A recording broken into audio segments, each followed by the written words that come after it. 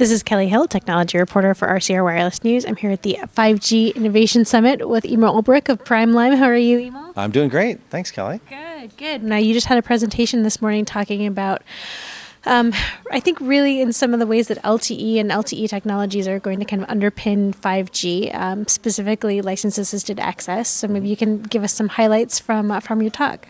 Yeah, so we showed some of the results that we did on LAA testing that's commercially deployed here in the U.S. I think one of the comments that I got back is people didn't realize, oh, it's already out there, and that all three mobile network operators are kind of quietly deploying this. I think they want to get it deployed and get devices out there. And so we showed the relationship between, the deployment using unlicensed spectrum and having, Category 16 devices. Now, the one thing I will notice, you can have a Cat 16 device that doesn't have LAA on it, so it has to have both. And so the ones that we did, the Samsung S8s that we used, had LAA and Category 16, so we were able to take advantage of everything that's available in the network from the LTE perspective and from the unlicensed perspective. So, and now what makes it something a Cat 16 device? Is it the 256 QAM plus 4x4 MIMO? Yep. Yeah, so the 4x4 MIMO is really the big one, right? Okay. So being able to support that, and then, of course, the LAA being able to handle those extra component carriers and the carrier aggregation. Okay. Yeah. Okay. And you guys tested a small cell deployment. Can you tell us a little bit about the process that you used and what you saw? So the network operator said, hey, this is where we have our sites deployed. So we went there, we found the sites, we had our test equipment, and it was just, it was on a light pole, their deployment, their small cell deployment. So it was an outdoor small cell deployment, not an indoor one.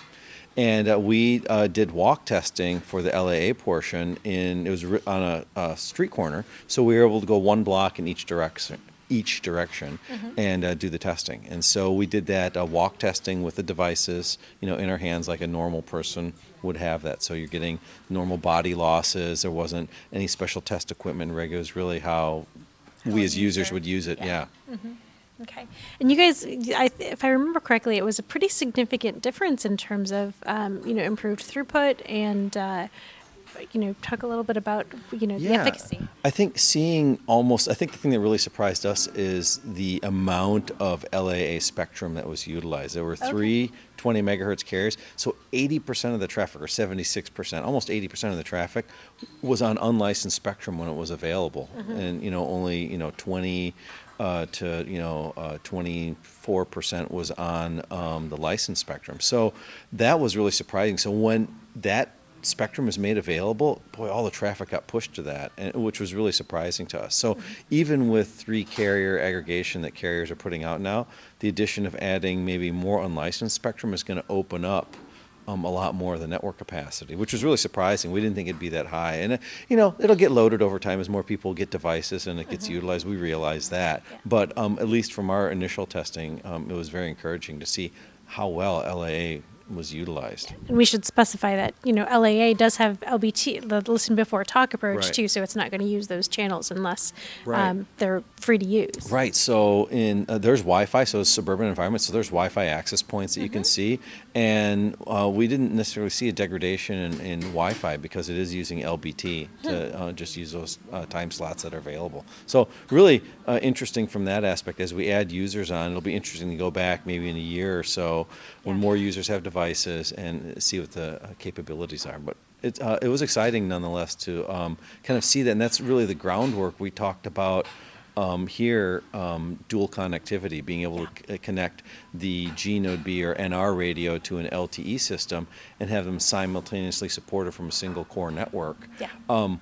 This is really laying the groundwork for that. This is kind of the initial, taking a unlicensed band and a licensed band in a small cell. I think when we go to 5G, we talked about, well, maybe they're not co-located. Maybe those are different cell sites, right? Because they're different frequency bands or locations, and aggregating that together. So that's really the future, looking into NR. Although if you listen to Qualcomm, it sounds like you might even be able to get some fairly significant 5G coverage if you use existing sites. So who knows? They want to use millimeter wave for that. I think that, again, that makes us have jobs, I guess, in the future, right? Because I'm probably one of the bigger skeptics of millimeter wave being able to be used in wide area deployments outdoors. But what's interesting is that a lot of network operators from, Korea Telecom to Verizon and AT&T here in the U.S., their initial deployments are outdoors for millimeter wave, which really makes me scratch my head. Maybe they're onto something. Maybe they know something. So that's what we're going to look at testing that here going into the next year, because everyone's talking about, I think you guys just published that commercial deployments by Verizon Absolutely. next year, Yep. right, 2018, which is only a month and away, Not 6 long. weeks, 6 weeks away from now, you could potentially see good deployment. So we want to go test that. Yeah. Okay. Great. Well, hopefully we'll be back talking about that soon. All right, thanks. Thank you. Yeah, bye.